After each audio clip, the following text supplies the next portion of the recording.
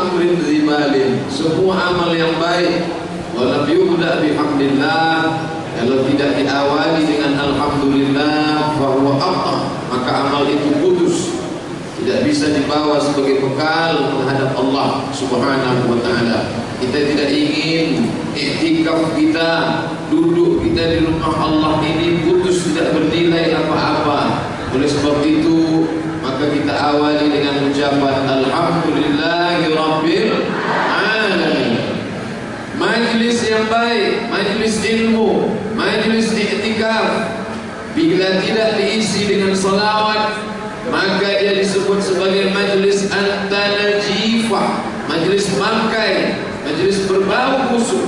Maka majlis kita yang harum semerbak dengan warna-warni jilbabnya yang masya Allah, maka kita isi dengan salawat. Allahumma salli ala Sayyidina Muhammad wa ala ali Sayyidina Muhammad.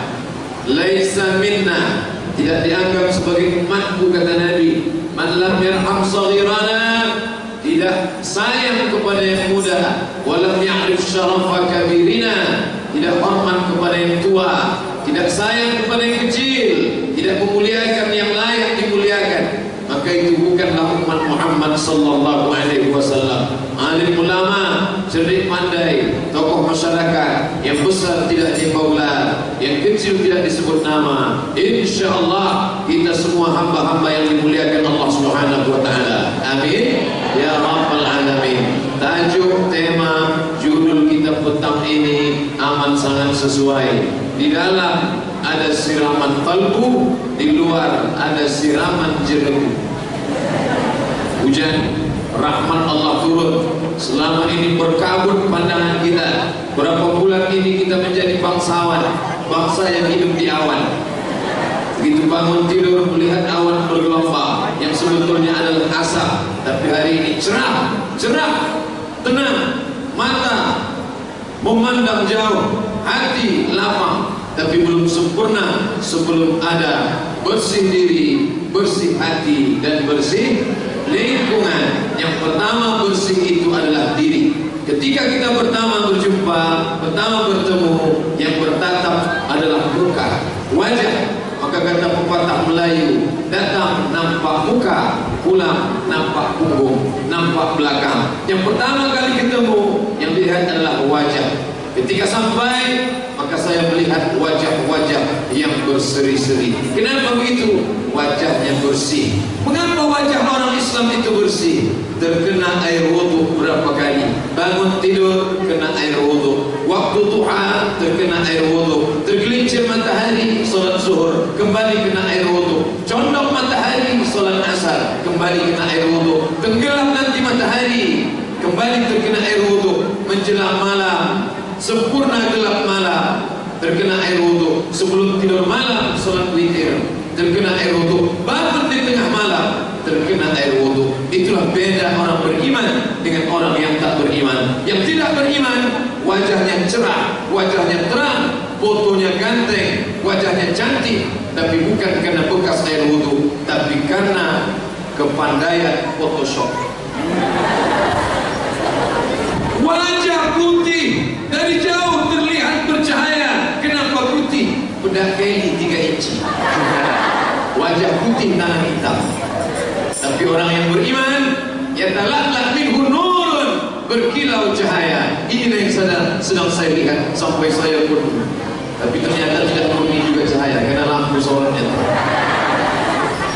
Yang pertama dilihat wajah, setelah wajah lalu apa lagi? Senyum. Tabassumika fi wajhi akhika sadaqah. Senyummu ke wajah saudaramu sedekah. Senyumnya tidak dikulum, senyumnya lepas. Kenapa senyumnya lepas? Giginya bersih. Kita lihat balik urusan gosok gigi berapa kali? 3 kali sehari. Anak-anak diajak gosok gigi 3 kali sehari. Orang Islam tidak perlu diajak gosok gigi 3 kali sehari. Sejak zaman Nabi Muhammad sallallahu alaihi wasallam, 4 abad plus silam, 14 abad silam, Nabi sudah mengajarkan, laula an asyqa ala ummati, kalaulah tidak memberatkan bagi umatku, la amartuhum bisiwak, aku suruh mereka bergosok gigi, bersiwak. Berapa kali? Inda kulli salat, setiap mau salat. Bangun malam salat tahajud, gosok gigi. Menjelang subuh salat sunat fajar, gosok gigi. Salat subuh, gosok gigi. Kalau dia iktikaf di masjid, salat sunat isyraq 12 menit. Setelah terbit matahari, gosok gigi. Salat duha, gosok gigi. Salat awabin, gosok gigi. Salat zuhur, gosok gigi. Salat asar, gosok gigi. Lebih sering gosok gigi daripada makan. Orang Islam giginya bersih.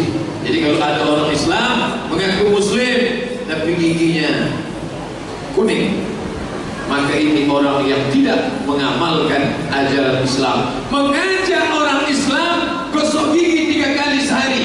Kata pepatah Melayu, mengajar itik berenang. Setelah senyum, mengulurkan tangan, salaman. Kukunya bersih.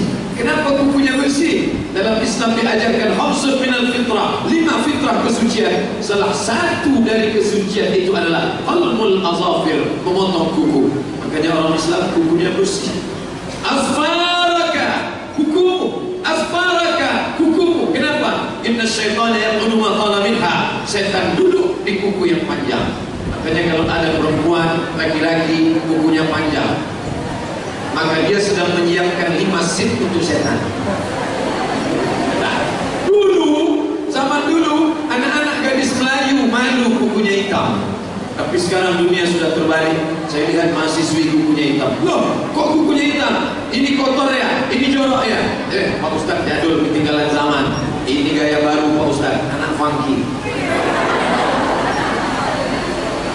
Pakai kutek ya? Tidak pakai kutek. Lalu kenapa hitam? Black henna. Hitam. Salahkah pakai black henna hitam? Tidak salah. Tapi ingat, kalau kukunya tertutup warna hitam, di atas black henna, di bawah black daging. Kotor, najis. Bagaimana orang Islam? Saya bingung kalau ada ibu-ibu jarinya banyak nih. Kalau pergi ke dalam gini terus.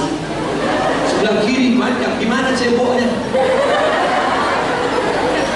Cari agama yang mengajarkan sampai ke potong kuku.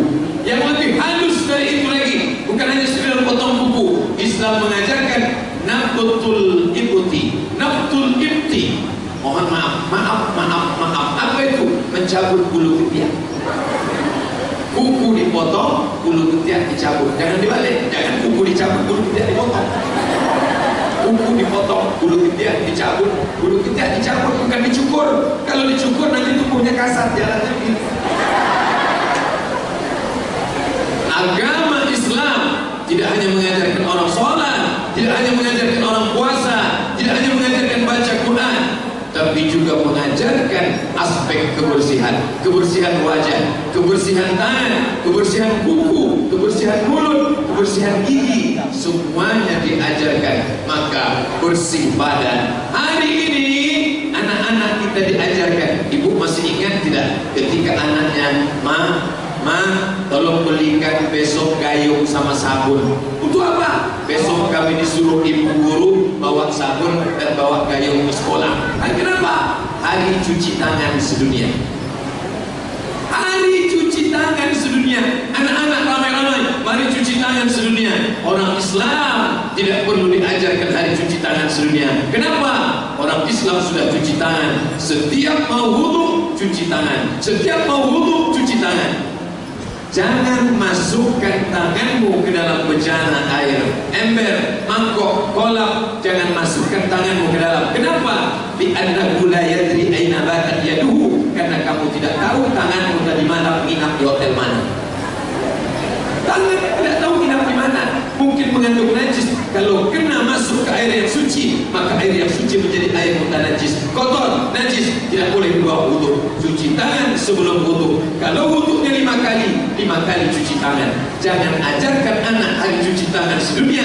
Kenapa? Karena Islam sudah mengajarkan itu 14 abad yang silam. Sekarang, hari ini, abad ini, barulah orang faham manfaat cuci tangan. Nabi Muhammad SAW 1400 tahun yang lalu sudah mengajarkan cuci tangan. Sekarang baru mereka tahu manfaatnya. Nanti 2030, 2050 anak kita akan kasih tahu lagi, Ma, ini hari cebok sedunia. Sekarang mereka masih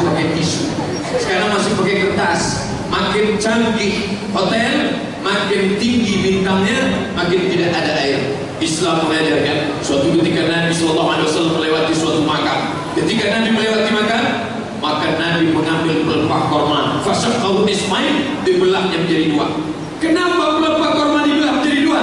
Nabi tancapkan ke makam yang ini, Nabi tancapkan ke makam yang ini. Lima fa'alta hadza ya Rasulullah. Kenapa engkau lakukan ini wahai Rasulullah? Apa jawab Rasul? Innahu ma la yu'adzabani. Dua makam ini sedang diazab. Wa ma yu'adzabani fi kabir. Mereka diazab bukan karena dosa besar, mereka diazab karena perkara remeh-temeh, kecil sepele. Kenapa ini diazab?